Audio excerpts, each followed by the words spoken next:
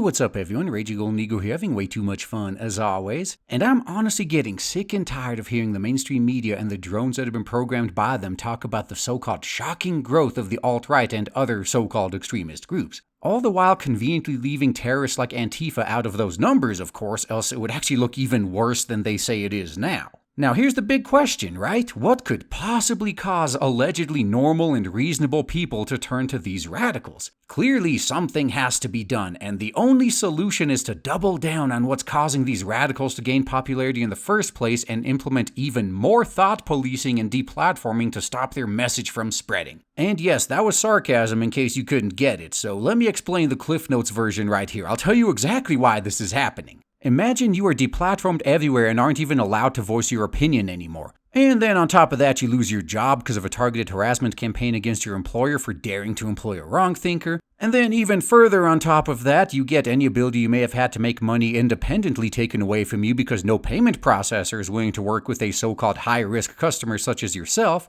And hell, soon enough, I wouldn't even put it past the banks to completely shut down your account, while keeping the money in it, of course, and refuse to deal with you as well. Oh, and while we're at it, let's go another step further and say that you can't even go to the grocery store anymore because they don't serve so-called alt-right Nazis there. And you may say we're nowhere near that bad yet, but yet is the key word. So basically imagine that society has ostracized you to the point that they made it impossible to even survive in it without being a homeless, unemployed beggar. Now imagine that while you're laying there in the gutter just waiting to freeze or starve to death, all the while people come to laugh and say that's what you get for being an alt-right Nazi, your friendly neighborhood alt-right Nazi, the literal kind, or radical imam extends a helping hand and says, "You've had a rough time." Now I know who you are, and I know very well you've had some harsh words for us in the past, but I'd like you to know I forgive you and you are always welcome in our community. So why not take my hand and come with me and we can discuss some things, such as the misinformation you have been fed about us all this time. If you were in that position, would you accept the invitation? Cause I sure as hell know I would. Oh, and before anyone says anything, I know damn well everyone would be accusing me of selling out my culture, country, race, whatever when I resurface, but the fact is, I never abandoned them. They're the ones that abandoned and discarded me.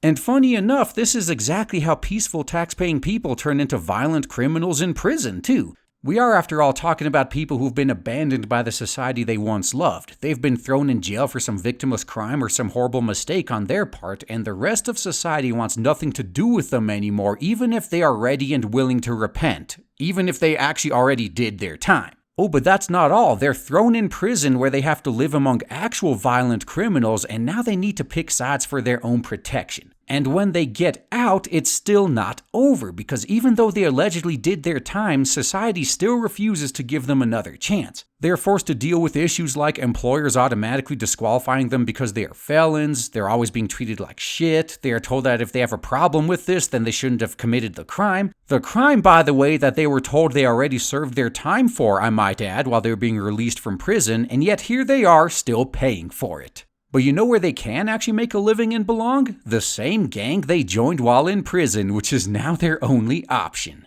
So basically I look at it like this. If the side that I was previously allied with kicks me to the curb, and all the while my former enemy shows me compassion and extends a helping hand, being in a situation like that would really make me reconsider my allegiances. Now, as I went over earlier, we're not yet at the phase where banks or grocery stores won't deal with you yet. That's just the most extreme example to drive the point home. Though if you really think about it, removing someone's ability to make money pretty much guarantees they will end up homeless, so we may not even need these other steps. Hell, I wouldn't be surprised if even the homeless shelter turned people away because they didn't want any trouble. But that tangent aside, the fact remains that at every step of the way, more and more people get driven to these so-called extreme groups simply because these groups are the only ones still remaining that are willing to accept them. Now keep in mind, we're talking about people that may have even started out completely opposed to these groups, but when you have Democrats who actively fight the alt-right get labeled as alt-right Nazis because they're not regressive enough, they get deplatformed everywhere, they can no longer make money, and they're wondering how the hell they're going to put food on the table? When they got all that going on and the only group willing to help them is the alt-right they opposed, because even the so-called moderate groups just turn a blind eye to this problem, can you honestly blame them for doing what they need to do in order to survive?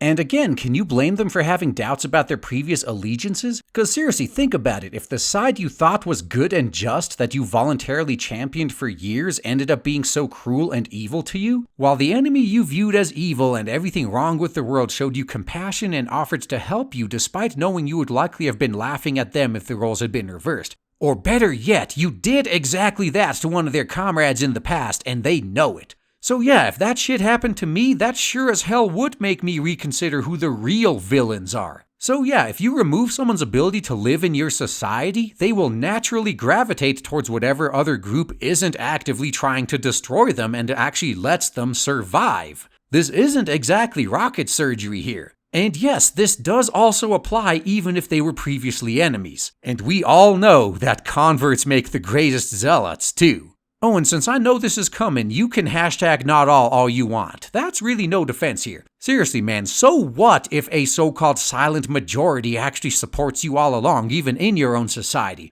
What the hell does their support even mean if they just silently sit back and watch you get screwed and don't offer you a single bit of help because they themselves are too scared of receiving the same treatment you are receiving? Why the hell would I be concerned about them? These are the same people that left us to fend for ourselves, so I have no problems doing the same for them until they receive the same wake-up call I did, and then I'll be here waiting with open arms to receive them. Then we can talk. Oh, and before I sign off, how about a less extreme example of pushing people in the exact opposite direction? Because unless you've been living under a rock recently, you've been aware that it's been in the news that the usual regressive suspects have been preaching about a stunning and brave 11-year-old drag queen bar dancer. And for what it's worth, I'd actually argue that this is not much worse than the child beauty pageants we have around here, to be honest, though for some reason they usually seem to get a pass in the US. But the point is, you may be wondering how you can be sane and in support of a functional society and simultaneously support something degenerate like this. Well, I present to you the other side. Because on the other side, you got the emotionally driven monkeys who see pedophiles around every corner, under every bed, in every closet. This despite us being the safest we have ever been, mind you. And in the process of this, they call for the arrest and execution of everyone accused in their witch hunts. Oh yes, and these people are so delusional and deranged they even call drawings child porn.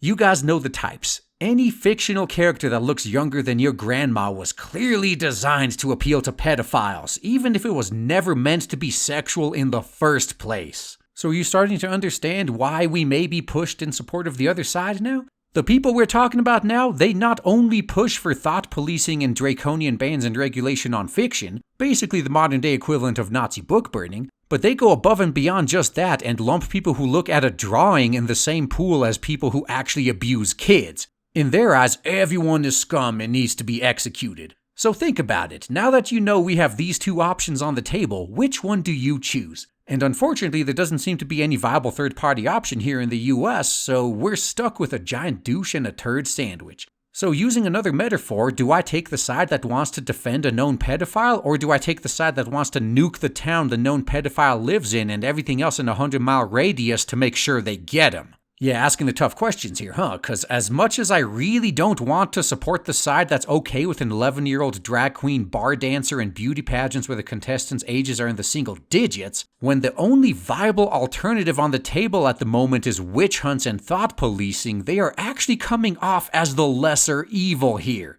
How sad is that? Oh, and if you really look at it, it's the same as the whole pound me too, believe all women shit. They just are doing with pedophilia what their political enemies did with rape. Honestly, we're at the point now that so many men have been ruined by false accusations, we're much more ready and willing as a society to accept that actual rapists might go free if the laws get a little bit more lax with regards to false accusations, but we still understand that this is way better than the alternative, aka witch hunts. So yeah, I guess here at the very end, may as well spoil it all and give you the Cliff Notes answer to the question at the beginning. Why are so many people turning to radical and extreme groups? Well, the answer is actually quite simple, because the other side has become even more radical and extreme than the group these people are fleeing to. Hell, it's not really that much of a mystery. You want to know how so many people can suddenly hold so many previously quote-unquote indefensible opinions? Easy. All you have to do is become worse than the worst, and they're all gonna head over to the other side. And this right here is the saddest part. These people are driving others into the arms of radicals by becoming more radical and the greater evil themselves. And the saddest part is they lack the brains to realize that this is what they're doing. 'Cause damn, in their own deranged heads, they aren't doing anything wrong. They are the good guys. They aren't even willing to entertain the possibility that their radical enemies are growing in power because they have become worse than the enemies they oppose, and people are choosing the lesser evil as they always do. Or more recently, they're moving to the only side that actually lets them function in society. These people don't even want to consider that they're the ones that drove previous friends and allies into the arms of their enemies, because doing so would require that they admit that they made a mistake at best or are downright evil at worst. This right here is the funny truth about evil, and this is why the problem will likely never go away. Even the Nazis and communists thought they were doing the right thing as they were murdering millions of people, all the way up until the bitter end. They were on the right side of history. They were fighting to save the world and make a better future for their children. They did not wake up every morning rubbing their hands together and laughing maniacally while imagining all the evil things they will be doing that day. They committed all that evil under the delusion that what they were doing was good. And the sad truth is that busybodies and moral authoritarians are all evil by their very nature. Evil with the approval of their own conscience at that, so the likelihood that they will realize this before it's too late and de-escalate is pretty much zero, since they tend to not wake up until they become the new target of the beast that they let loose on everyone else, when they find themselves on the receiving end of what they have been doing to others. And by the time that happens, it's already too late. And that's all I gotta say, guys. Thanks for listening.